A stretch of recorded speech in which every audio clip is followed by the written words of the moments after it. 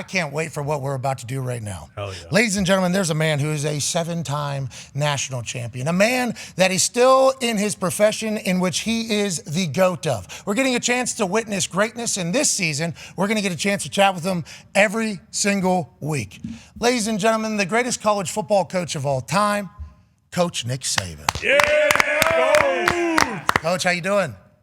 I'm great. How you guys doing today? Okay, pumped up, jacked up. I woke up this morning. I said, listen, we have a chance to chat with somebody who's the greatest in the history of time in their particular field. That type of stuff gets me excited. So we appreciate you. Yeah. You need to know that. We appreciate the hell out of you, Coach.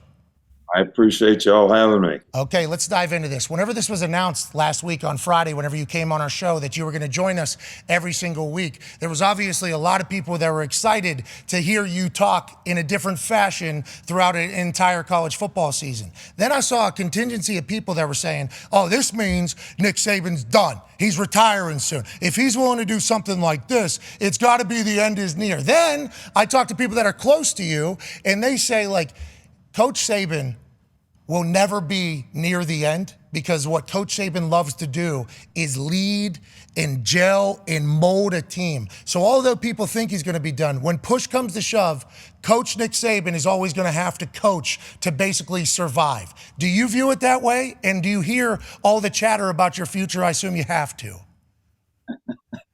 Yeah, it's kind of laughable, but I guess I would ask you, when's the first time you heard that I was going to retire? That started about 5 years ago. And I think, it creates some advantages for people, maybe whether it's in recruiting or whatever it might be. But I love what I'm doing. I'm focused on the challenge. I've always said I don't want to ride the program down. I don't want to do this if I can't do it anymore. But I feel great right now. I love it. We got lots of challenges this season. I'm looking forward to it, and we're all in. That's great to hear, Coach. Go ahead, AJ. Coach, we were in the stadium in Tuscaloosa for your last game. Obviously, it didn't turn out the way you would have liked, but that atmosphere, everything about it was off the charts. It's my first time being there, so I really, I don't know. It's a special place. Tuscaloosa. It really is. Yeah, Love it.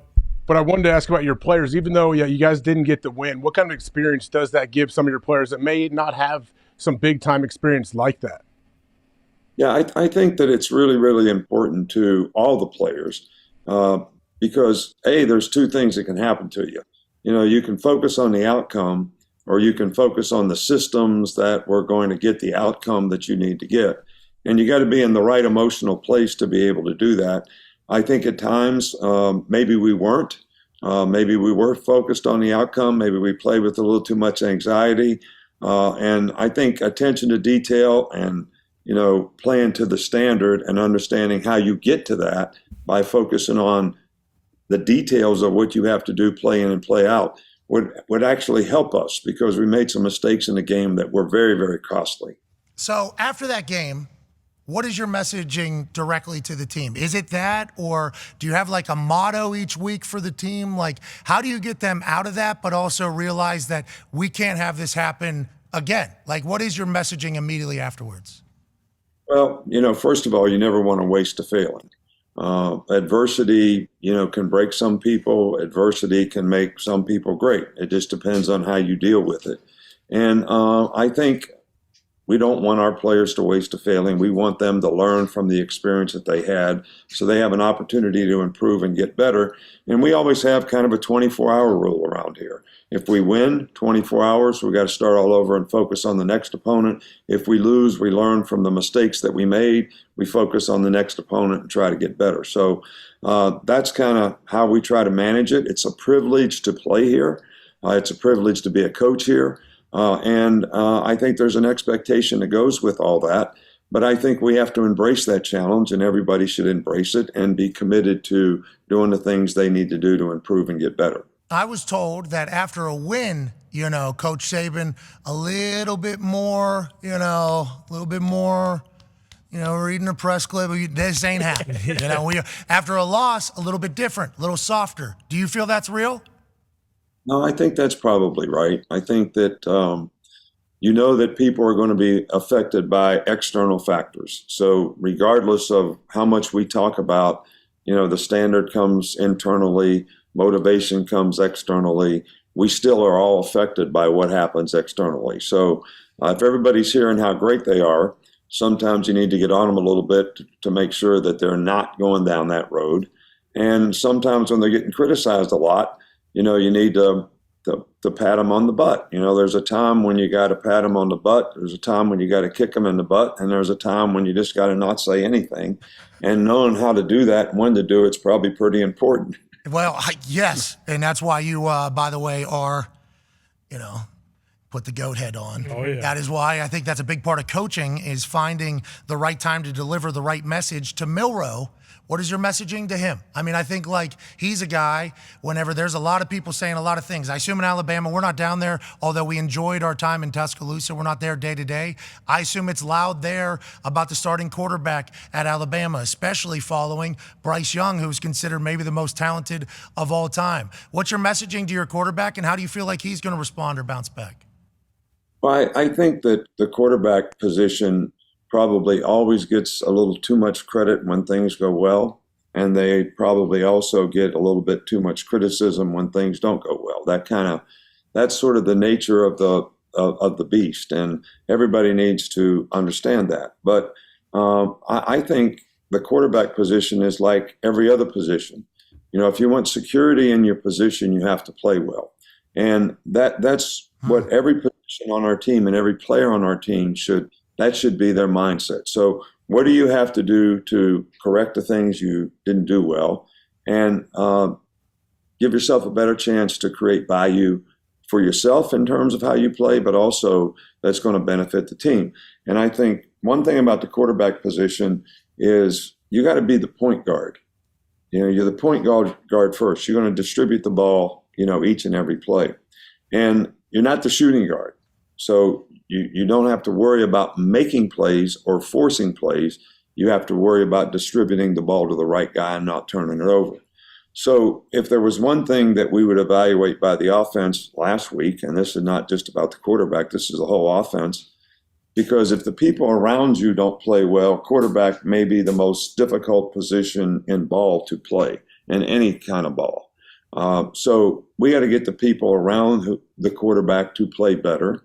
And we can't have so many drive stoppers. We had 6 penalties on offense, 2 of them negated touchdowns. All right, so that's 6 things. All right, we had 2 turnovers, that's 8.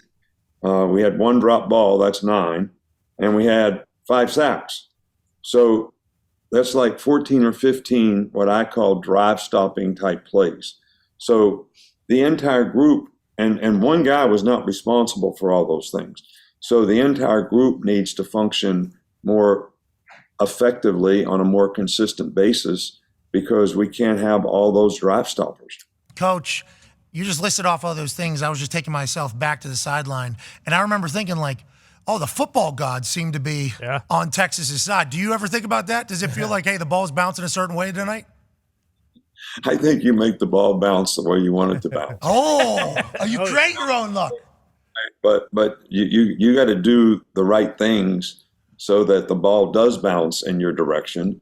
And I think that's probably a better way to look at it if you're in a competitive circumstance and a competitive situation like we are. Well, I'll tell you what, I should have done that. My career probably would have went better. I was just thinking the football gods were turning that football over when I punted it, not me. You know what I mean?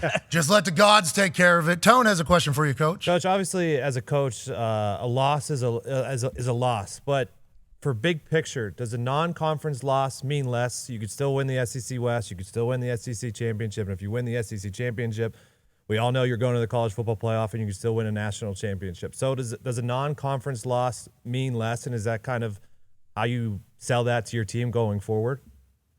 Yeah, I think, I told our team before we ever played the game that this is a test. But this is like the first test of the semester. You're going to play a really good team early in the season. So it's not the final. It's not the final exam. It's the midterm. And how did you do in the midterm? What's your grade point average now? What do you got to do to get your grade point average up so that you get the kind of result that you want? And that's the way that we should look at this. But I think that we need to fix a lot of things internally in terms of how we're performing, and that's our focus. And if that happens, then we have a chance to be a really good team. A lot of time to grow and get better for everybody, because I think there's going to be a lot of losses this year. Seems like a lot of teams have gotten exponentially better. Go ahead, AJ. I'm curious what you may have learned from Coach Sarkisian when he was on your staff. Obviously, what he learned from you. When you have as much success as you have so many coaches that go on and coach at other places. Is it any different coaching those guys? And do you have notes from 2-3 years ago? Like, how does that work when you're coaching against those guys? Well, I think what I've learned is I don't take notes on myself. Those guys take notes. Yep. So I got all those notes and say, well, what gives them problems? And then most of the things that give us problems, which we solve. So that's good. I mean, I think that's good coaching on their part. It's good development for them and their future. And they're ready to take advantage of an opportunity when it comes. But I've always said Sark is one of the best coaches we've ever had, the opportunity to work with on our staff. And he's certainly done a really good job at Texas. And, I think that Texas has a really good team. I felt that when we were going into the game to play. I think we have a really good team as well. But they have experienced quarterback. They've got really good skill guys on offense. They got great balance. They're very well coached, and their defense is playing better. So this is a really, really good team, and I think the season will bear that out. Yeah, they're big too, Coach. I think that's a big deal. Not a lot of teams can match up with a lot of, you or the Georgias or anybody else like that. They're big. They seem to be built the part. So let's say Texas goes on to have a lot of success, which we all believe is going to happen. Who knows how the ranking system will work out? Are you watching that? Do you have somebody on your staff that gives you a heads up on what's going on in all of college football? How do you kind of manage that while also being the head coach of Alabama? No, I really don't. I'm maybe one-dimensional when it comes to play one game at a time, play one play at a time, get your team ready for the next game, focus on all the things that you need to do to get ready, because there's a lot of circumstances and situations that, come up in games that you try to prepare your players for. Third down, red area, short yardage, goal line, 2-point plays. 2-minute. There's all kinds of things that take a significant amount of preparation and time. And I've always tried to stay focused on the things that I can control. And I try to control what we do in our organization here. I'm probably a little bit naive sometimes when it comes to what's happening outside. I don't listen a lot to the rat poison, yes, good or bad, and try to stay focused on what's in front of me and what I actually have an opportunity to control. Okay, so this question is hilarious to follow that question then. We're going to 12 teams for the college football playoff.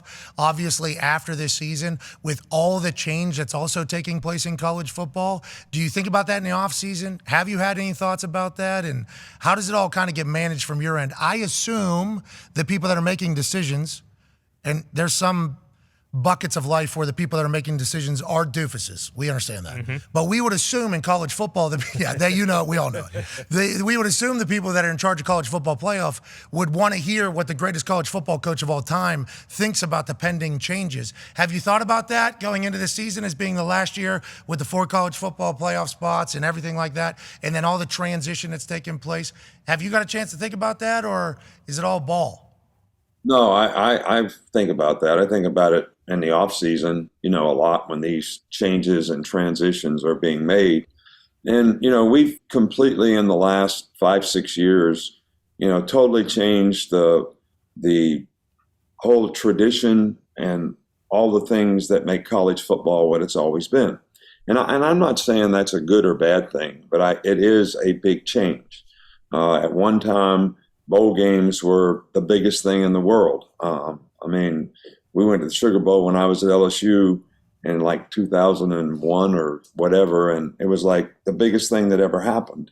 And we played in the Sugar Bowl last year, and it was like, who's going to play in the game? How many guys want to play in the game? So we changed that dynamic dramatically. I think the playoffs had a lot to do with that, which is great for the fans. It does give us a better opportunity to find out who the best teams are. But when you go to a 12-team playoff, you're going to sort of minimize the importance of bowl games even further, which I think we've already done that to a large degree. So that's probably okay. I do think that the whole conference realignments are changing the whole traditions of rivalries and college football and regional type games. So, and that's one thing that we've done in the SEC is even though we've expanded, we still have the same geographic footprint, which I think is probably good for fans as well. But so there's a lot of different ways to look at it, but it is what it is, and you have to be able to adapt to it and adjust. And my only concern about the 12-team playoffs is how many games is a player in college going to play? Like if you play 12, an SEC championship game, and you got to play 3 or 4 playoff games, that can get to be, quite a long season for these young guys. And they're still going to college to get an education, and that's got to be, part of the, and we shouldn't change that. So, but, it is what it is all I can say. And my focus is on how do we adapt to it so that we can be competitive in whatever the environment that's presented to us actually is. I think a lot of people are also worried about it minimizing the regular season, because my first thought about this being like next year, you lose the Texas week too. It's like all good still. You know what I mean? There's 12 spots out there. We can still kind of make it happen. Hopefully, we won't continue to lose the things that make college football so special. I've had a chance to experience it the last year and a half now, fully baptized into college football. What a sport. Hey, what a sport. It is beautiful. It is magical. We're lucky to be a part of it, and we're thankful that you'll be joining us every week. Have a great weekend. Good luck against USF. All right, thanks. I appreciate you guys. Have a good day. Hey, I see your fans are eating gators out there. You see that? People are eating gators, you know what I mean? Do you see that? Hates it. Yep. Ladies and gentlemen, Coach Nick Saban. Coach!